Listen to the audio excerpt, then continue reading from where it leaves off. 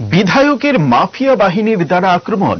ধর্মনগরের Indian well ট্যাঙ্কারের পরিবহন শ্রমিকদের উপর আক্রমণের প্রতিবাদে শুক্রবার রাতে ভারতীয় প্রাইভেট ট্রান্সপোর্ট মহা মজদুর সংঘের উদ্যোগে উত্তর জেলার এসপির কাছে 5 জনের নাম দাম দিয়ে লিখিত আকারে অভিযোগ করেন।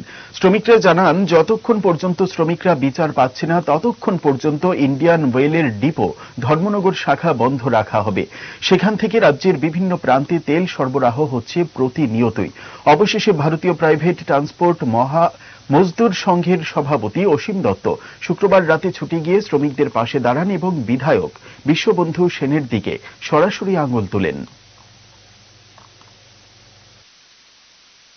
বলেছিলেন কয়েকবার আমি ওনাকে ফল আজকে আমি সবাইকে বলতে চাই, ধর্মনগরবাসীকে বলতে চাই, আপনারা আওয়াজ তুলুন আর ভারতীয় মজদুর সঙ্গে এইসব কার্যকর্তাদেরকে দেবে না। যা করার লাগে প্রশাসনিক ভাবে আমরা ব্যবস্থা নেব। প্রশাসনের কাছে এসেছি, যারা যারা অন্যায় করছে তাদেরকে অ্যারেস্ট করতেই হবে।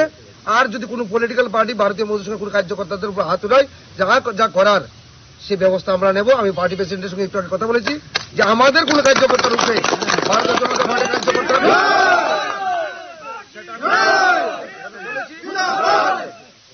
আর আমি ওনাকে আপনাদের তরফ থেকে আমি আপনাদের মাধ্যমে আমি ওনাকে জানকারি দিতে চাই, বিশ্ববন্ধু বাবু আপনি সুধার যান, শ্রমিকের উপর অত্যাচার করতে পারবেন না। যদি করেন আগামী দিন আমরা দেখিয়ে দেব কি করা যায়, শ্রমিক কি করতে পারে।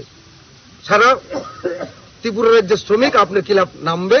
আগামী দিন আমরা দেখিয়ে দেবো আপনাকে, নমস্কার।